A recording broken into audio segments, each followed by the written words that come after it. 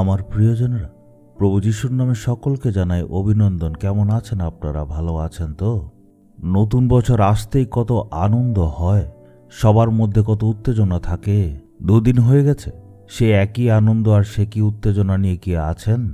প্রতিদিন প্রভুর সাথে চলা একটা আনন্দের ব্যাপার, এই জন্য প্রতিদিন ওনার সাথে চলতে হবে। ঈশ্বরের প্রতিজ্ঞাকে স্মরণ করুন। চাইলে তোমাকে দেওয়া হবে, তুমি খোঁজো তাহলে পাবে, কড়া নাড়ো খুলে দেওয়া হবে। সম্পূর্ণ বিশ্বাস নিয়ে প্রভুর কাছে এসে আপনি দরজায় কড়া নাড়ুন। কড়া নাড়লে ঈশ্বর দরজা খুলে দেবেন। যেখানে পথ নেই সেইখানে পথ তৈরি করা হবে। সম্পূর্ণ মন এবং বিশ্বাস দিয়ে যদি আপনি ঈশ্বরকে খোঁজ করেন, উনি আপনার সামনে নিশ্চয় প্রকট হবেন। এই জায়গাটা নিশ্চয় দেখছেন, এটা একটা শান্ত জায়গা আর ঠান্ডা পরিবেশ। এটা হচ্ছে ইসরায়েল দেশের উত্তর মানে নর্থ সীমানা। এখান থেকে দাঁড়িয়ে আপনারা লেবাননকে দেখতে পাবেন, আমিও দেখতে পেরেছি।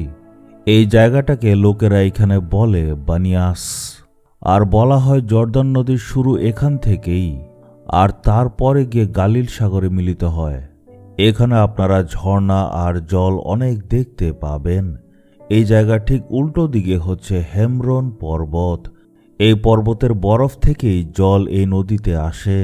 এই পর্বত থেকেই জল এসে জর্ডান নদীতে মিলিত হয়। এই জায়গার ঐতিহাসিক বৈশিষ্ট্য আছে। যুদ্ধের সময় এখানে কেউ আসতে পারত না, এখন যুদ্ধ শেষ, তাই আমরা আসতে পেরেছি। চলুন এখন আমরা ঈশ্বরের বাক্যর দিকে দেখি। আমরা দেখব জির্মীয় 31 অধ্যায়ের 14 পদ। আমার প্রজারা আমার প্রাচুর্যে পরিপূর্ণ হবে। এটা সদাপ্রভুর বাণী। আজ ঈশ্বর বলছেন, তুমি আমার ছেলে, তুমি আমার মেয়ে, আর আজকে আমি আমার প্রাচুর্য দ্বারা তোমায় পরিপূর্ণ করব। অনেককে যদি জিজ্ঞেস করেন খাবার কেমন হয়েছে, তারা বলে খুবই ভালো, আমি সন্তুষ্ট হয়ে গেছি। আবার অনেকে বলে হ্যাঁ খাবারটা ভালোই হয়েছে, আমি তো একটু খেয়েছি। যখন খাবার ভালো হয় মানুষ বলে খুবই ভালো হয়েছে। একদম সুস্বাদু খাবার খেলে আমরা একদম সন্তুষ্ট হয়ে যাই, মনটা একদম তৃপ্ত হয়ে যায়। একইভাবে ঈশ্বর আপনাকে আশীর্বাদ করবেন। যিশুর প্রচার শোনার জন্য হাজার হাজার লোকেরা এসেছিল। তাদের সকলকে খাবার দেওয়ার জন্য প্রভু যিশু সিদ্ধান্ত নিয়েছিলেন। যিশুর কাছে 5টা রুটি আর 2টো মাছ আনা হলো। যিশু আশীর্বাদ করলেন।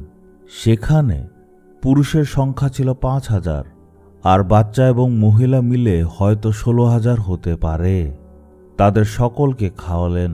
যিশু এটা বললেননি তারা তো একটু পরেই বাড়িতে যাবে, সেখানে গিয়ে খেয়ে নেবে, এখানে একটু মাত্র করে তাদের খাওয়া দাও, এমনভাবে যিশু বলেননি। ঈশ্বর কখনো বলেন না যে আপাতত এতটুকু রাখো, পরে আমি দেখি দেওয়া যাবে। আপনাকে উনি পরিপূর্ণ করার মতো করে দেবেন।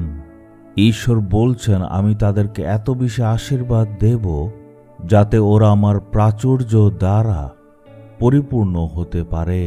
আপনি সন্তুষ্ট হয়ে মুখে বলতে পারবেন, এমনভাবে উনি আশীর্বাদ করবেন। আমি চেয়েছি, ঈশ্বর দিয়েছেন। যেই ব্যাপারে আপনি আপনার জীবনে আশীর্বাদ চান, সেখানে ঈশ্বর আশীর্বাদ দেবেন। তখন আপনি বলবেন, আমি কল্পনাতেও ভাবিনি, আমি যা যা চেয়েছিলাম তার থেকে অনেক বেশি আশীর্বাদ উনি করেছেন।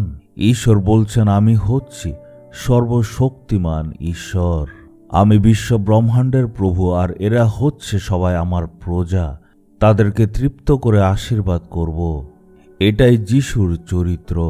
উনি আমাদেরকে আশীর্বাদ করার জন্যই ক্রুশে মারা গিয়েছিলেন।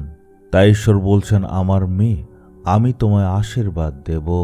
হে আমার ছেলে, সন্তুষ্ট হয়ে তুমি যাতে বলো, আমি পরিতৃপ্ত হয়েছি, এমন আশীর্বাদ দেব। কি চাই, কোথায় চাই, কোন ক্ষেত্রে চাই, বিশ্বাস নিয়ে আপনি বলুন, হে প্রভু, আপনি তো প্রতিজ্ঞা করেছিলেন পরিপূর্ণ আশীর্বাদ দেব। সম্পূর্ণ বিশ্বাস নিয়ে বলুন, প্রভু আমি আপনার সন্তান, আপনি চাইলেই ঈশ্বর দেবেন। মন থেকে আমরা প্রার্থনা করব, হে প্রভু, আমি হচ্ছি আপনার ছেলে, আমি আপনার মেয়ে। আপনি প্রতিজ্ঞা করেছেন প্রাচুর্যে পরিপূর্ণ করবেন, তাই আপনার চরণে এসেছি। আপনি বাক্যে বলেছেন, তুমি যদি চাও তোমাকে দেওয়া হবে এমন অলৌকিক কাজ আজকে আমরা চাই। বিশেষ করে এই ক্ষেত্রে আমার জীবনে আপনি এমন আশীর্বাদ করুন যাতে আমি পরিতৃপ্ত হতে পারি। প্রতিজ্ঞা অনুসারে আপনি করুন এই অলৌকিক কাজ আমি আজ দেখতে চাই। যিশুর নামে চাইলাম, amen, amen. Jesus redeems Bengali YouTube চ্যানেলটি সাবস্ক্রাইব করুন, বেল আইকনটি ক্লিক করুন আমাদের প্রতিদিনের নতুন প্রোগ্রাম সম্পর্কে আপডেট পেতে।